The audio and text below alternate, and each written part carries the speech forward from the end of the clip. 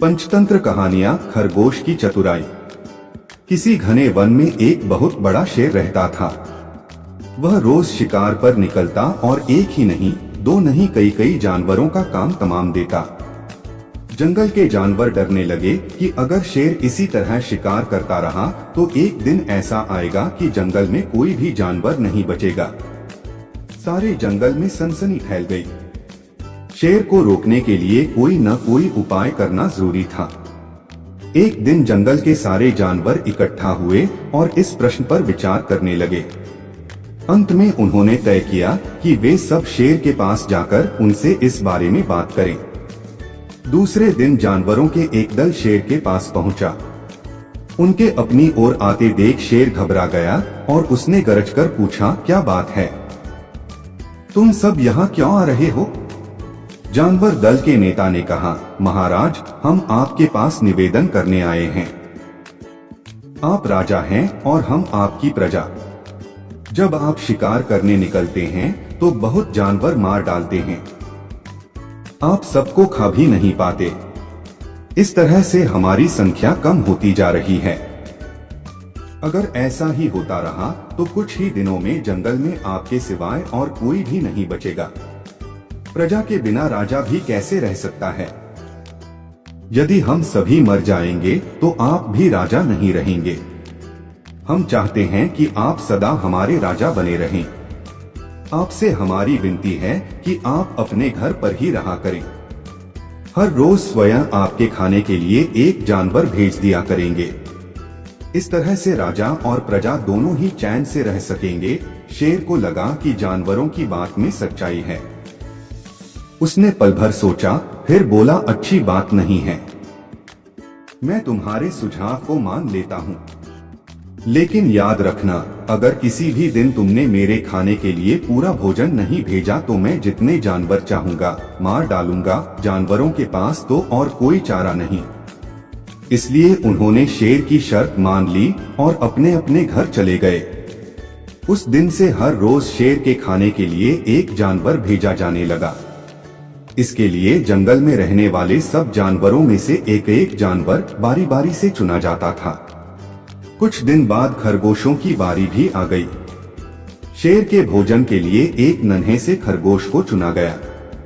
वह खरगोश जितना छोटा था उतना ही चतुर भी था। उसने सोचा, बेकार में शेर के हाथों मरना मूर्खता है।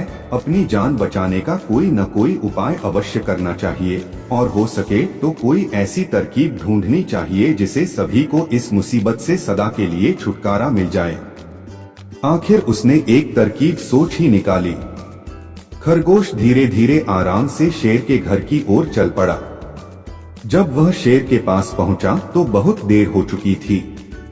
भूख के मारे शेर का बुरा हाल हो रहा था।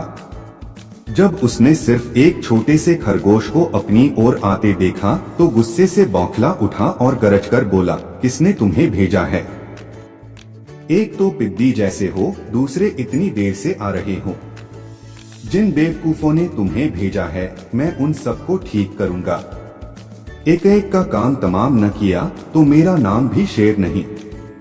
नन्हे खरगोश ने आदर से जमीन तक झुककर, महाराज, अगर आप कृपा करके मेरी बात सुन ले तो मुझे या और जानवरों को दोष नहीं देंगे। वे तो जानते थे कि एक छोटा सा खरगोश आपके भोजन के लिए पूरा नहीं पड़ेगा, इसलिए उन्होंने 6 खरगोश भेजे थे। लेकिन रास्ते में हमें एक और शेर मिल गया। उसने 5 खरगोशों को मारकर खा लिया। यह सुनते ही शेर दहाड़कर बोला, क्या कहा? दूसरा शेर? कौन है वह? तुमने उसे कहाँ देखा? महाराज, वह तो बहुत ही बड़ा शेर है, खरगोश ने कहा। वह जमीन के अंदर बनी एक बड़ी गुफा में से निकला था। वह तो मुझे ही मारने जा रहा था। पर मैंने उससे कहा, सरकार, आपको पता नहीं कि आपने क्या अंधेर कर दिया है। हम सब अपने महाराज के भोजन के लिए जा रहे थे, लेकिन आपने उनका सारा खाना खा लिया है। हमारे महाराज ऐसी बातें सहन नहीं करेंगे। वे जरूर ही यहाँ आकर आपको मार डालेंगे। इस पर उसने पूछा, कौन है तुम्हारा राजा? मैंने जवाब दिया, हमारा राजा जंगल का सबसे बड़ा शेर है। महाराज, मेरे ऐसा कहते ही वह गुस्से से लाल पीला होकर बोला, बेवकूफ, इस जंगल का राजा सिर्फ मैं हूँ। यहाँ सब जानवर मेरी प्रजा हैं। मैं उनके साथ जैसा चाहूँ वैसा कर सकता हूँ। जिस मूर्ख को तुम अपना राजा कहते हो, उस चोर को मेरे सामने हाजिर करो। मैं उसे बताऊंगा कि असली राजा कौन है। महाराज, इतना कहकर उस शेर ने आपको लिवाने के लिए मुझे यहाँ भेज दिया। खरगोश की बात सुनकर शेर को बड़ा गुस्सा आया और वह बार बार गर्जने लगा। उसकी भयानक गरज से सारा जंगल दहलने लगा। मुझे फौरन उस मूर्ख का पता बताओ, शेर ने दहाड़कर कहा। जब तक मैं उसे जान से न मार दूंगा मुझे चैन नहीं मिलेगा।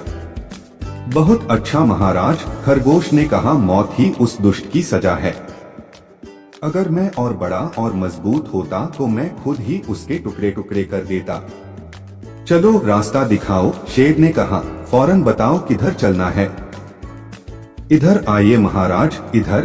खरगोश रास्ता दिखाते हुआ शेर को एक कुएं के पास ले गया और बोला, महाराज, वह दुष्ट शेर जमीन के नीचे किले में रहता है। जरा सावधान रहिएगा। किले में छुपा दुश्मन खतरनाक होता है। मैं उससे निपट लूंगा, शेर ने कहा। तुम यह बताओ कि वह है कहाँ? पहले जब मैंने उसे देखा था तब तो वह यहीं बाहर खड़ा था। लगता है आपको आता देखकर वह किले में घुस गया। आइए मैं आपको दिखाता हूँ। खरगोश ने कुएं के नजदीक आकर शेर से अंदर झांकने के लिए कहा। शेर ने कुएं के अंदर झांका तो उसे कुएं के पानी में अपनी परछाई दिखाई दी। परछाई को देखकर शेर जोर से दहाड़ा। कुएं के अंदर से आती हुई अपने ही दहाड़ने की गूंज सुनकर उसने समझा कि दूसरा शेर भी दहाड़ रहा है। दुश्मन को तुरंत मार डालने के इरादे से वह फौरन कुएं में कूद पड़ा। कूदते ही पहले तो वह कुएं की दीवार से टकराया, फिर धड़ाम से पानी में गिरा और डूबकर मर गया। इस तरह चतुराई से शेर से छुट्टी पाकर नन्हा खरगोश घर लौटा। उसने जंगल के जानवरों को शेर के मारे जाने की कहानी सुनाई। दुश्मन के मारे जाने की खबर से सारे जंगल में खुशी फैल गई। जंगल के सभी जानवर खरगोश की जय जयकार करने लगे।